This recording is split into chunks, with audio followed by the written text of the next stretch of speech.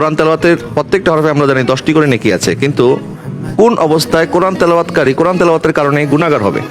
যদি সে অশুদ্ধ তেলাওয়াত করে। অশুদ্ধ তেলাওয়াত করে, এটা আপনি আগেও বলেছেন। এছাড়া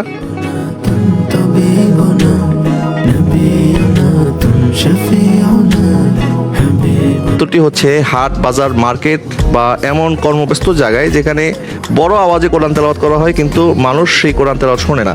অথচ আল্লাহ সুবহানাহু ওয়া তাআলা কোরআনে কিন্তু কোরআন তেলাওয়াত যখন হয় তখন মানুষকে কোরআন শ্রবণের কথা বলেছেন, কিন্তু উনি এমনভাবে এমন সময় এমন জায়গার মধ্যে তেলাওয়াত করছে যখন মানুষের পক্ষে কোরআন শ্রবণ করা সম্ভব না। উনি উল্টো মানুষের উপরে একটি দায়িত্ব চাপিয়ে দিচ্ছেন, কিন্তু সেটি উনি না করে নিজেদের কোরআন তেলাওয়াত করে সওয়াব অর্জন করতে পারতেন। সেটি না করার কারণে তিনি গুনাহগার হবেন। আমি এই পর্যায়ে আমাদের সময় তো বিচারকের কাছে একটু বিষয়টি জানতে চাই আর একটু বিস্তারিতভাবে। মাইকে কোরআন তেলাওয়াত করার একটা রেওয়াজ রুসুম মার্কেটে বাজারে আমরা মাঝে মধ্যে দেখি। এই যে রুসুম বা রেওয়াজ, যখন মার্কেটের মধ্যে মানুষজন বাজার সদাই নিয়ে ব্যস্ত, কেনাকাটা নিয়ে ব্যস্ত, তখন মাইকে মানুষকে শুনতে বাধ্য করার মতো এমন কোনো কাজ কি আসলে শরীয়ত আমাদেরকে বলে কিনা?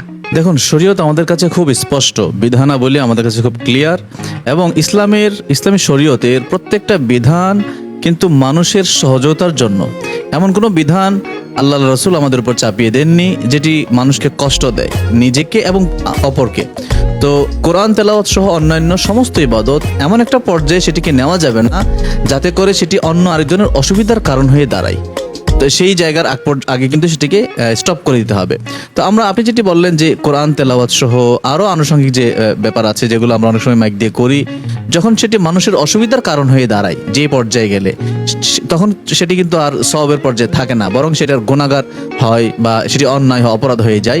সেজন্য বাজার বা যেখানে মানুষ সার্বক্ষণিক অন্য কাজে ব্যস্ত থাকে সে সমস্ত এলাকায় এই কোরআন তেলাওয়াত এভাবে মাইক দিয়ে বা বড় সাউন্ড দিয়ে সেটি কিন্তু করা যাবে না। প্রথমত মানুষের অসুবিধা হচ্ছে এটি।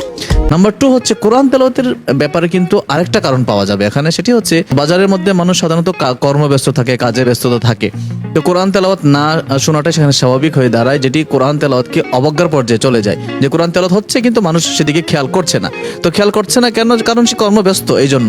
তো সেই জন্য কোরআন যেহেতু অবহেলা যেন না হয়, অবহেলিত এমন পর্যায়ে সেটিকে নেওয়া যাবে না। তো সেই কারণেই কোরআন তেলাওয়াত যেটি মানুষ ব্যস্ত থাকে বাজারে, বন্দরে, দোকানে বা মানুষের সমাগমের জায়গায় এইভাবে সাউন্ড দিয়ে কোরআন তেলাওয়াত করা যাবে না। জি, আপনাকে অনেক অনেক ধন্যবাদ মোহতারাম।